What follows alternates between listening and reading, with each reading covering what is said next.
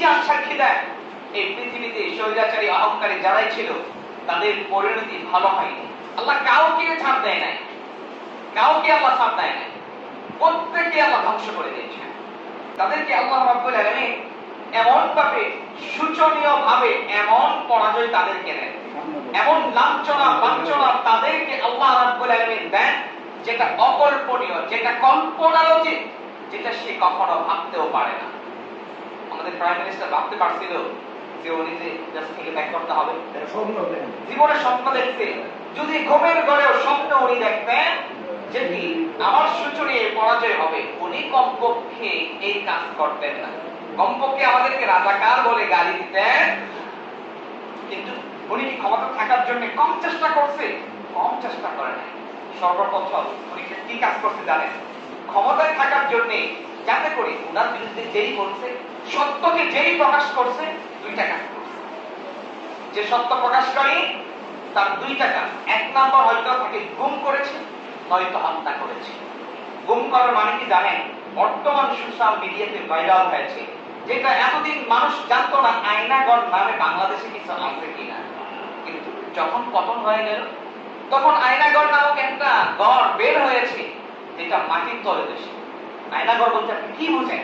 যেখানে পৃথিবীর এই সূর্য কি জিনিস দেখতে পায় না, চন্দ্র আলোকিত পূর্ণিমা রাত মানুষ দেখতে পায় না, পৃথিবীর সুন্দর আবহাওয়া যে গায়ে কখনো স্পর্শ করে না, এটার নাম হচ্ছে আয়নাগড়।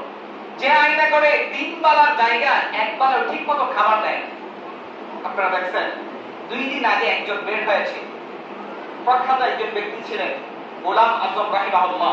ওনার ছেলে একজন বড় মেজর ছিলেন, বড় পদে ছিলেন, কিন্তু উনি যখন সত্যকে প্রকাশ করছে ওনাকে এই আয়নার ঘরে রেখে দিয়েছে। 2014-তে ওনাকে ঢুকাইছে, এখন 2024-এ বের হয়েছে।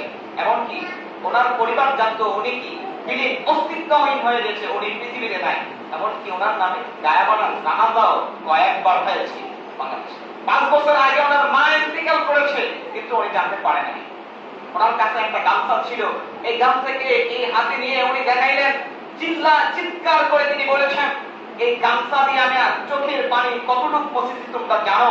যদি আমার এই গামছা এই চোখের পানিকে যদি আমি জমিয়ে রাখতাম একটা পুকুরে পরিণত হয়ে যেত।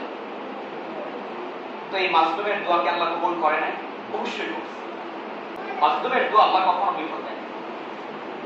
ইলিয়াস নামক এক প্রসিদ্ধ ব্যক্তি আমাদের বাংলাদেশে ছিল। এই ইলিয়াসকে কি করছে জানেন? এই সমুদ্রে নিয়ে হাত পা বেঁধে, বুকে পাথর বেঁধে তাকে সমুদ্রে ছেড়ে দিয়েছে, যাও তুই ওইখানে অস্তিত্ব হয়ে যাও। গুম করে তাকে হত্যা করেছে। আর যাদেরকে গুম করতে পারে নাই তাদেরকে সরাসরি হত্যা করেছে। গত 1 বছর আগে মেজর সিনহাকে হত্যা করা হয়েছে। কিসের জন্য? তুই সত্যকে প্রকাশ করবি, এই জন্য তোকে শেষ করে